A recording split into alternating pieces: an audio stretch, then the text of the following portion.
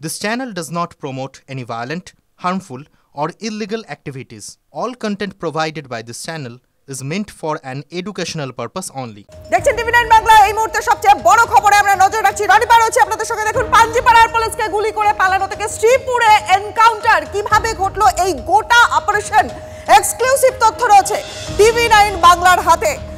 চলে যাবো আমাদের সহকর্মী সুমন কল্যাণের কাছে। একেবারে এক্সক্লুসিভ এই খবর টিভি9 বাংলার পর্দায়। কিভাবে এই অপারেশনটা ঘটলো জানবো সুমনের কাছ থেকে। Suman. UEM Jaipur is a perfect target for prospective students aspiring for good jobs, good education with future-ready skills.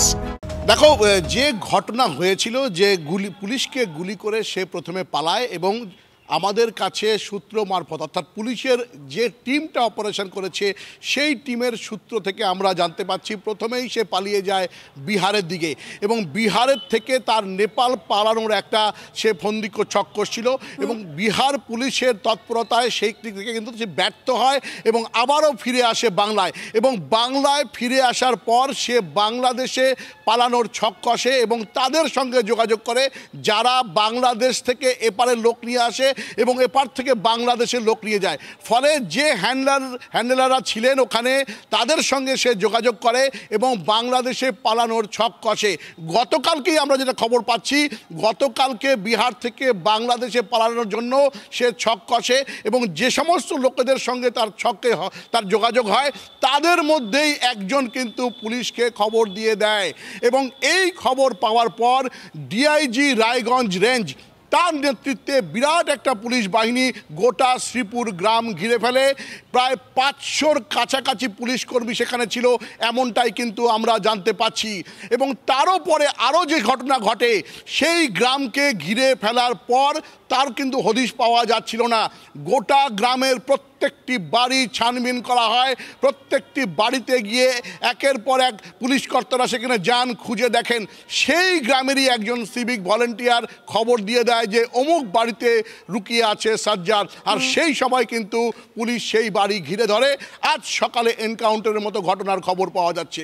ফলে একের পর এক প্রথমে বিহার, তারপর সেখান থেকে নেপাল পালানোর ছক ব্যর্থ হয়, বিহার পুলিশের তৎপরতায় বাংলায় ফিরে আসে, বাংলা থেকে বাংলাদেশে পালানোর সময় আশ্রয় নেয় এই শ্রীপুর গ্রামে এবং এই শ্রীপুর গ্রাম গোটা পুলিশ ঘিরে ফেলে ডিআইজি রায়গঞ্জ রেঞ্জের নেতৃত্বে এবং যাদের সঙ্গে এই সাদ্দাম যোগাযোগ করেছিল, বাংলাদেশে পালানোর ছক কষছিল, তাদের মধ্যেই একজন কিন্তু খবর দিয়ে দিয়েছে পুলিশকে এবং তারপরেই কিন্তু পুলিশের এই সাফল্য। ফলে এই যে গোটা ঘটনাক্রম আমরাই প্রথম ব্রেক করছি, এই গোটা ঘটনাক্রমের পর আজ ভোর রাতে কিন্তু সাজ্জাদকে কিন্তু এনকাউন্টার করা সম্ভব হয়েছে।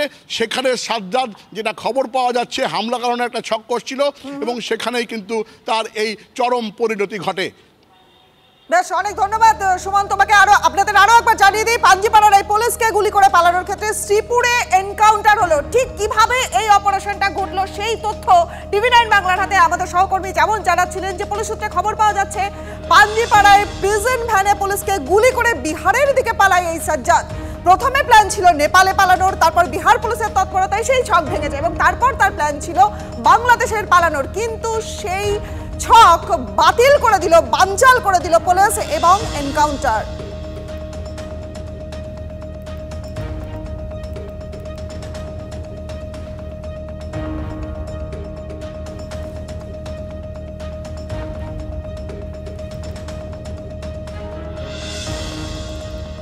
এই মুহূর্তের বড় খবরে আমরা নজর রেখেছি। আজ সকালে আপনাদের যেমন দেখাচ্ছিলাম যে কোথায় ঘটনাস্থল, সেই ছবি যেমন আপনাদের দেখিয়েছি, পাশাপাশি এই মুহূর্তের বড় খবরে আমরা নজর রাখলাম যে কিভাবে এই গোটা অপারেশন ঘটলো, কিভাবে এই সাজ্জাদকে হত্যা করা সম্ভব হলো।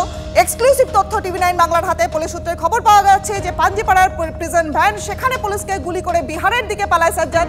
প্রথমে তার প্ল্যান কি ছিল নেপালের দিকে যাওয়ার, কিন্তু বিহার পুলিশ তাদের তৎপরতায় সেই ছক ভেঙে যায় এবং এরপর প্ল্যান বদলে ফেলতে বাধ্য হয় এই সাজ্জাদ। ঠিক করে যে সীমান্ত পেরিয়ে সে বাংলাদেশের দিকে পালাবে। ঠিক সেই মতো সীমান্তবর্তী গ্রামে গা ঢাকা দেয় সে। এরপরে পাচার চক্রের কাছ থেকে সাজ্জাদের অবস্থান জানতে পারে পুলিশ। আজ ভোররাতে ডিআইজি রায়গঞ্জ নীলকণ্ঠ সুধীর কুমারের নেতৃত্বে শুরু হয়ে যায় অভিযান, যে অভিযান সাফল্য এনেছে এই মুহূর্তে। শ্রীপুর গ্রাম ঘিরে ফেললো 500 পুলিশ কর্মী, বাড়ি বাড়ি তল্লাশি হলো, পুলিশকে দেখেই পালানোর চেষ্টা করে সাজ্জাক এবং তারপরেই এই এনকাউন্টার।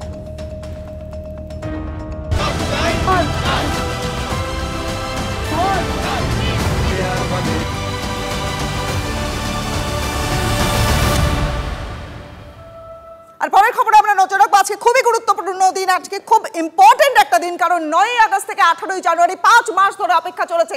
এই 5 মাস পরে আজকে তিলোত্তমার রায়দানে দুপুর 2:30টার সময় রায় শোনাবে শিয়ালদা আদালত। তিলোত্তমার খুন ধর্ষণ কাণ্ডের তদন্তে নেমে একদিনের মধ্যেই সিভিক ভলেন্টিয়ার সঞ্জয় রায়, আপনারা জানেন যে সঞ্জয় রায়কে গ্রেফতার করেছিল কলকাতা পুলিশ এবং তারপরে কলকাতা হাইকোর্টের নির্দেশে তদন্ত চালিয়ে ধৃত সঞ্জয়কে একমাত্র অভিযুক্ত হিসাবে বর্ণনা করে চার্জশিট পেশ করে সিবিআই।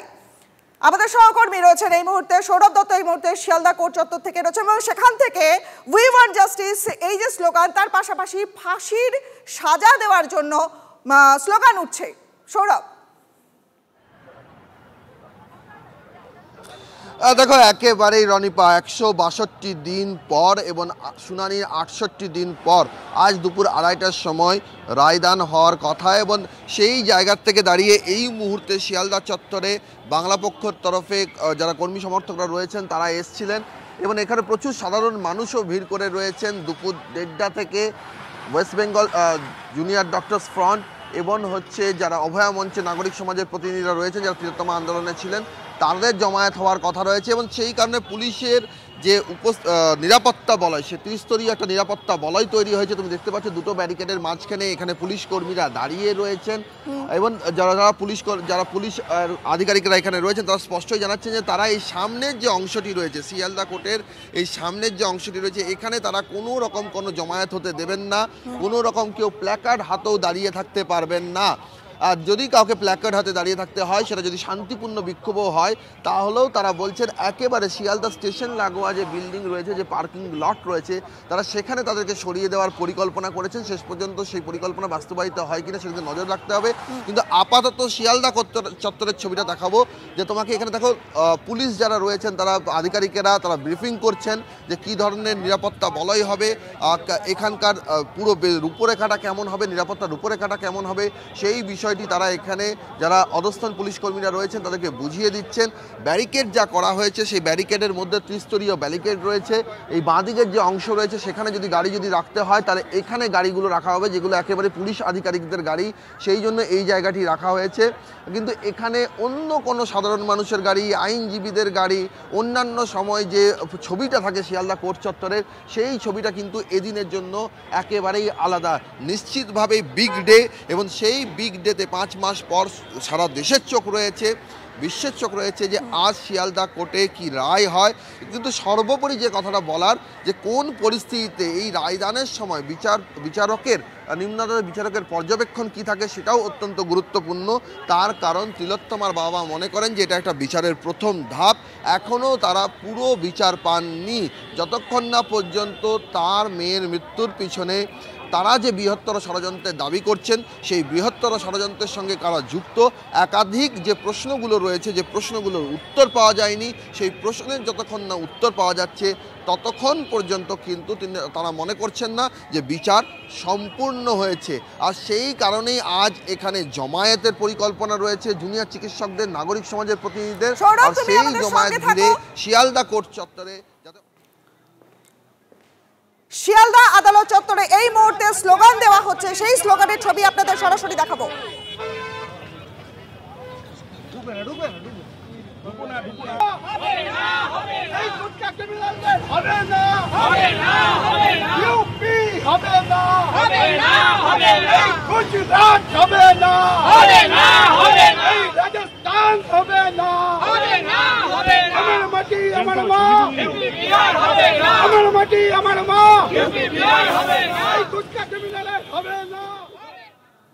তিলোত্তমার খুন ধর্ষণ মামলার রায়ের আগেই বিস্ফোরক তিলোত্তমার বাবা মা, সিবিআই এবং রাজ্য সরকারকে একযোগে তারা নিশানা করলেন। রাজ্য চায়নি বলেই মেয়ে বিচার পায়নি, দাবি করছেন তিলোত্তমার বাবা মাও।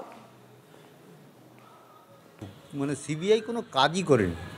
সিএফএসএল বলছে place of occurrence seminar room নয়, কিন্তু সিবিআই সেটাকে এস্টাবলিশ করে সঞ্জয় রায় একাই দোষী এটাই প্রমাণ করার চেষ্টা করছে কোর্টে, কিন্তু কতটা সফল হবে কি হবে না সেটা কোর্ট যা রায় দেবে তার উপর নির্ভর করবে। সিবিআই তো নির্দেশ আছে। আমার মেয়ের মৃত্যুর পর থেকে দেখবেন একটা অদৃশ্য আদেশ, এটা আমাদের মনে হচ্ছে। ক্রাইম সিনের পাশের দেওয়ালটা, বাথরুমটা তো ভাঙা উচিত ছিল না। উনি চেস্ট মেডিসিনের সবার সই নিয়ে এবং নিজে স্বাক্ষর করে ওই ঘরটা ভাঙার অনুমতি দিয়েছেন স্বাস্থ্য সচিব, এবং ভেঙেও দিয়েছেন তাড়াহুড়া করে। ভেঙে দিয়েছেন টাকা, বাথরুমে এত তাড়াহুড়ো যে টালিও পর্যন্ত চেঞ্জ করা হয়েছে। যে আরজি করে এই ঘটনা ঘটেছিল, যে আরজি করে চিকিৎসক তরুণীকে ধর্ষণ খুন করা হয়, সেই আরজি করে রয়েছে বিচারের অপেক্ষায়। আমাদের সহকর্মী সুমন মহাপাত্র এই মুহূর্তে সরাসরি আরজি কর থেকে রয়েছেন আমাদের সঙ্গে। আরজি করের ছবিটা দেখবো সুমন। দেখো রনিপা, আগস্ট থেকে জানুয়ারি শহর কলকাতা অনেকটা বদলে গিয়েছে। গঙ্গা দিয়ে অনেক জল স্রোত বয়ে চলে গিয়েছে। মিছিলের পর মিছিল দেখেছে তিলোত্তমার সুবিচারের দাবি উঠেছে। আজকে আদালত কি রায় দেয় সেদিকে প্রত্যেকের নজর রয়েছে। আদালতের দিকে তাকিয়ে রয়েছে আরজি করের যে তিলোত্তমা মঞ্চ, যে মঞ্চে আজকেও এখানে অগণিত মানুষ আসছেন, যারা এখানে এসে ফুল ছড়িয়ে যাচ্ছেন, তারাও কিন্তু কোথাও চাইছেন আজকের বিচারটা একটা দৃষ্টান্ত স্থাপন করুক। আরজি কর বার্তা দিক গোটা পৃথিবীকে, যেন এই ঘটনার কোনো পুনরাবৃত্তি না হয়। পাশাপাশি তিলোত্তমার মা এবং বাবা যে দাবি করেছেন, তারা যেভাবে পুরো বিষয়টাকে দেখছেন সেটাকে অগ্রাধিকার দেওয়া হোক, এটাই কিন্তু মনে করছে আরজি কর। আজকে যেমন গোটা বাংলা তাকিয়ে আছে শিয়ালদা কোর্টের দিকে, তেমনই কিন্তু আরজি করের যে ওয়ার্ড এই সব কিছুর সাক্ষী। যেখানে ভাঙচুর চলেছিল, যেখানে ঘটনা ঘটেছে, যে সেমিনার রুম, যাবতীয় প্রত্যেকে কিন্তু তাকিয়ে আছেন। এবং দেখো তুমি এখানে, আমি দেখাতে বলবো বিনোদকে, প্রচুর মানুষ এসে কিন্তু ভিড় জমাচ্ছেন এই আরজি করের তিলোত্তমা মঞ্চের সামনে। তাদের প্রত্যেকের কিন্তু চোখে মুখে সেই ছবি ধরা পড়ছে যে তারা চান যাতে আরজি করের সুবিচার হোক, তিলোত্তমা যাতে সুবিচার পায়, তিলোত্তমার বিচার হবে, তিলোত্তমার সাজা ঘোষণা হবে, তিলোত্তমার অপরাধীরা শাস্তি পাবে। কিন্তু তার আগে আরজি কর যেন থমকে আছে রনিপা। আরজি কর সুবিচারের অপেক্ষায় এই মুহূর্তে। একেবারেই সুমন, বিচারের ঠিক আর কয়েক ঘন্টা মাত্র বাকি, এবং তার আগে স্বাভাবিকভাবেই থমকে রয়েছে চারিদিক, থমকে রয়েছে যেন নিঃশ্বাস থমকে আমরা দাঁড়িয়ে রয়েছি সুবিচারের আশায় রয়েছেন প্রত্যেকে। তার আগে চিকিৎসা সংগঠনের নেতা সজল বিশ্বাস তিনি কি বলেছেন চলুন শুনি।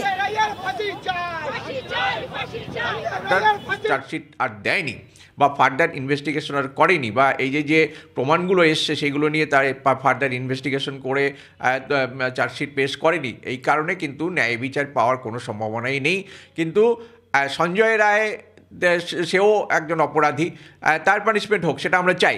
কিন্তু আমরা এটাও চাই যে রাজ্য সরকার বা প্রশাসন আজকে শুধুমাত্র সঞ্জয় রায়কে আজকে শিকন্ডি খাড়া করে মূল অপরাধী যারা রয়েছে তাদেরকে আড়াল করার চেষ্টা তারা করে যাচ্ছে। আমরাও তাকিয়ে আছি, কোর্টের দিকে তাকিয়ে আছি, এবং বিচার বলতে যা প্রশ্ন করলেন, আমরা তো ন্যায় বিচার বুঝি। দেখা যাক ন্যায় বিচার আমরা পাই কিনা, এবং ন্যায় বিচার যদি না পাই তাহলে কিন্তু এই আন্দোলন আরও তীব্রতর হবে, এবং তীব্রতর জায়গা পেরিয়ে তীব্রতম হবে। আমাদের সহকর্মী সৌরভ দত্তের সঙ্গে কথা বলছিলাম এই মুহূর্তে। সৌরভের কাছে আমি আরো একবার যেতে চাইবো। সৌরভ, শিয়ালদা আদালত চত্বর আজকে সব থেকে গুরুত্বপূর্ণ জায়গা হয়ে দাঁড়িয়েছে। শিয়ালদা আদালত চত্বর কি হতে চলেছে, আর কয়েক ঘন্টার অপেক্ষা রয়েছে মাত্র। সেখানে সামনেই দেখতে পাচ্ছিলাম যে তারা স্লোগান দিচ্ছেন, সাধারণ মানুষ এসেছেন, সবাই উই ওয়ান্ট জাস্টিস, এই একটা কথাতেই থমকে রয়েছেন। কি পরিস্থিতি, আর কি জানতে পারছো? দেখো, এই তিলোত্তমা কাণ্ড জুড়ে রাস্তায় ঢল নেমেছিল মানুষের, এবং আজ যখন একটা গুরুত্বপূর্ণ দিন, যখন সঞ্জয় রায়কে কি শাস্তি ঘোষণা হয়, সঞ্জয় রায়ের কি শাস্তি ঘোষণা হয়, সেই দিকে যখন সারা দেশ তাকিয়ে রয়েছে, তখন শিয়ালদা কোর্ট চত্বরের ছবিটা ব্যতিক্রম নয়। সঞ্জয় রায়কে যতবার শুনানির জন্য আনা হয়েছে সেদিনও এখানে ব্যারিকেড ছিল, কিন্তু এই পরিস্থিতি, এই যে উপস্থিতি, পুলিশ কর্মীদের যে এত সংখ্যক উপস্থিতি, এই ছবিটা শেষ কবে দেখা গিয়েছে, কোথায় দেখা গিয়েছে, সেটাই কিন্তু এখন সবচেয়ে বড় প্রশ্ন। এই রাজ্যে আরজি কর কাণ্ডের ক্ষেত্রে রায়দানের দিন যেভাবে এখানে পুলিশি নিরাপত্তা রয়েছে, যে সংখ্যক পুলিশি নিরাপত্তা রয়েছে, civil and criminal court Sealdah, তার একেবারে গেটের সামনে পুলিশ, বারান্দায় তুমি যদি দেখো একেবারে ডান দিকে শিয়ালদা কোর্ট চত্বরের যে বারান্দা, সেখানের মানুষজন, সেখানকার যারা আদালতের প্রক্রিয়ার সঙ্গে যুক্ত থাকেন, তারা মাঝে মধ্যেই এসে পর দেখে যাচ্ছেন বাইরের ছবিটা কেমন। আর এই দিকে যারা সাধারণ মানুষ শিয়ালদা কোর্ট চত্বর জুড়ে রয়েছেন, সাধারণ মানুষ তারাও কিন্তু রয়েছেন এবং এখানে ত্রিস্তরীয় নিরাপত্তা একটা তৈরি করা হয়েছে। মূল যে কোর্ট চত্বর, সেই মূল কোর্ট চত্বরের সামনের জায়গাটা একটা ফাঁকা জায়গা রয়েছে এবং সেখান থেকে আসলে প্রথম ব্যারিকেড, এই ব্যারিকেডে সারি সারি পুলিশ কর্মীরা থাকছেন, যাতে ব্যারিকেডের ওপারে আরেকটা যে ফাঁকা জায়গা রয়েছে সেখানে সংবাদ মাধ্যমের উপস্থিত রয়েছে আর তার ব্যারিকেডের ওপরে সাধারণ মানুষ দাঁড়িয়ে রয়েছেন। কিন্তু সেই ব্যারিকেডে এখন যারা সাধারণ মানুষ দাঁড়িয়ে রয়েছেন, বাঁদিকে যে জমায়েতটা রয়েছে, যারা স্থির দৃষ্টিতে শিয়ালদা কোর্ট চত্বরের দিকে তাকিয়ে রয়েছেন, মানুষের জমায়েত, এই জমায়েতের মধ্যে যাতে কোনো বিক্ষোভকারী না থাকেন, যেমন কিছুক্ষণ আগেই কয়েকজন মানুষ প্ল্যাকার্ড হাতে সঞ্জয় রায়ের ফাঁসির দাবি তুলছিলেন, উই ওয়ান্ট জাস্টিসের স্লোগান তুলছিলেন, এই ধরনের কোনো জমায়েত যাতে এখানে হতে না পারে সেই বিষয়টা তারা তৎপর হয়েছেন। কারণ তখনও যখন বিক্ষোভ শুরু হয়ে যায় তখন সেই মানুষদেরকে সরিয়ে দেওয়া হয়। তারা বলছেন যে আজ জুনিয়র চিকিৎসক নাগরিক সমাজের প্রতিনিধিরা যে কর্মসূচি নিয়েছেন সেটাও তারা কিন্তু এই চৌহদ্দির মধ্যে তাদেরকে কিন্তু আসতে দেবেন না। তাদেরকে বলা হচ্ছে তারা একেবারে দূরে শেষ জায়গায়, কল্যাণঘাটে ওই জায়গাটা দেখাটা বলবো যে যেখানে শিয়ালদার যে মূল যে বিল্ডিং রয়েছে, স্টেশনের যে বিল্ডিং রয়েছেন, সেইখানে জায়গা তারা নিয়ে যেতে চান। অর্থাৎ কোনোভাবে এখান থেকে শিয়ালদা কোর্ট চত্বরে যদি আমরা এখান থেকে যদি ক্যামেরার মাধ্যমে দেখাচ্ছ যে মানে মোটামুটি বলা যায় যে ত্রিস্তরীয় সুরক্ষা ব্যবস্থা কিন্তু পুলিশ প্রশাসনের তরফ থেকে, পুলিশের তরফ থেকে করা হচ্ছে এবং সাধারণ মানুষকে কোর্ট চত্বর থেকে বেশ অনেকটা দূরেই রাখা হচ্ছে এবং পুলিশের কড়া নজরদারি রয়েছে। সৌরভ, তুমি সঙ্গে থাকো। প্রাক্তন পুলিশ কর্তা নজরুল ইসলাম তিনি কি বলেছেন চলুন একবার শুনে নিই। সোয়াবে সঞ্জয় রায়ের সিমেন্টের অস্তিত্ব মিলেছে, তো এটা কনক্লুসিভ প্রুফ যে সঞ্জয় রায় রেপ করেছে, কিন্তু সে মার্ডার করেছে কিনা সে ব্যাপারে এরকম কোনো কনক্লুসিভ প্রুফ আপনারা দেননি। লেডি ডাক্তার একটা সরকারি মেডিকেল কলেজ এবং হাসপাতালে কর্তব্যরত ছিলেন, তো তাকে বাইরে থেকে হঠাৎ করে কেউ ঢুকলো, খুন করে দিল, এটা খুব স্বাভাবিক ঘটনা নয়। তাকে খুন করার জন্যে ওই মেডিকেল কলেজ এবং হাসপাতালের কারো যোগ থাকাটা মানে খুবই সম্ভব।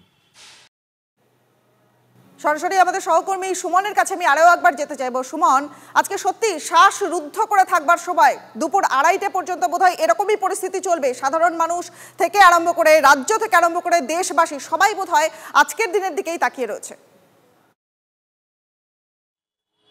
দেখো, আরজিকর ওই ঘটনার পর কতটা বদলে গেছে তার ছাপ কিন্তু প্রত্যেক জায়গায় স্পষ্ট।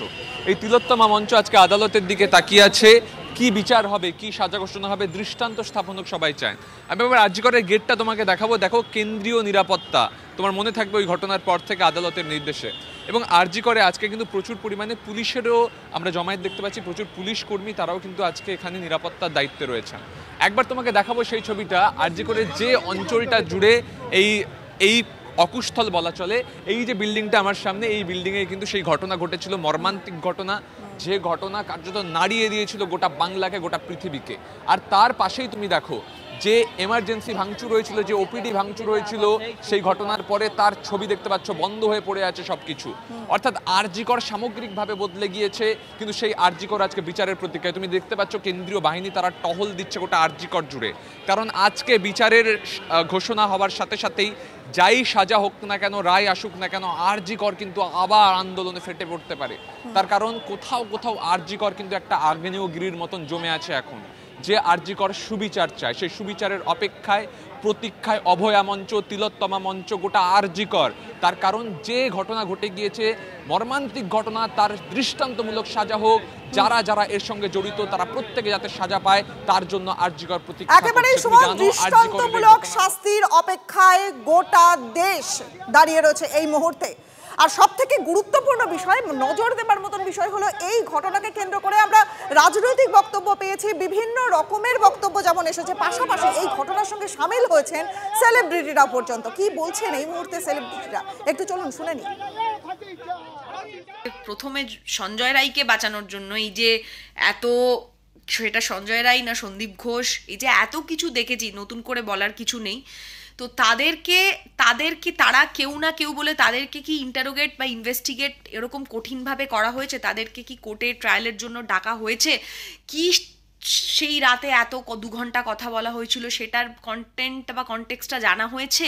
সে যেই হোক না কেন, যেই ইনভলভ হোক না কেন, যারাই আমরা জানি সবাই ধ্রুব সত্যের মতো অভয়ের বাবা মাকে টাকা পয়সা দিয়ে মুখ বন্ধ করিয়ে দেওয়ার জন্য, কেন এটা কেন হবে, ওয়াই? তো এই সব কিছু ওয়াই এর প্রশ্ন উত্তর আমরা পেলে ডেফিনেটলি অভয়ও বিচার পাবে। আর না হলে মনে হবে সত্যি সঞ্জয় রায় একা ফাঁসি হলে হয়তো একটা রাজসাক্ষীর বলি চলে যাবে, এরপরে খুব ডিফিকাল্ট হয়ে যাবে আসল সত্যটা উদ্ঘাটন করার। মেবি জানি না এটা কবে লাইটে আসবে, বাট এটার অপেক্ষাতে আমরা সবাই আছি, থাকবো। গত বছর 9ই আগস্টের যে ঘটনা গোটা দেশকে নাড়িয়ে দিয়েছিল, যে ঘটনার ভয়াবহতায় গোটা দেশ কেঁপে উঠেছিল, আজ সেই ঘটনার রায়দান হতে চলেছে। অত্যন্ত গুরুত্বপূর্ণ দিন আজ। কি বলছেন রাজনৈতিক ব্যক্তিত্বরা, চলুন একবার শুনে দেখি। সিবিআই যেভাবে চেষ্টা করে সমস্ত প্রমাণকে দিয়েছে, একেবারে নিশ্চিতভাবে সর্বোচ্চ সাজা পাবে। অনেকে হয়তো বলছেন যে আরও কেউ অভিযুক্ত, সিবিআই সব রাস্তা খোলা রেখেছে, রাজ্য সরকার সমস্ত প্রমাণ লোপাট করে দিয়েছে। এমনকি এই সঞ্জয় রায় যদি রাজ্য পুলিশের হাতে থাকতো তাহলে সঞ্জয় রায়ের সাজাও হতো না, সমস্ত ফ্লস এই সরকার তৈরি করে দিত। অনেক আশা আছে, আমরা আশা করব যে দোষীরা সাজা পাক তাড়াতাড়ি, তা নাহলে এই ধরনের অপ্রীতিকর ঘটনা ঘটতেই থাকবে। ফাঁসি চাই, স্লোগান চলছে।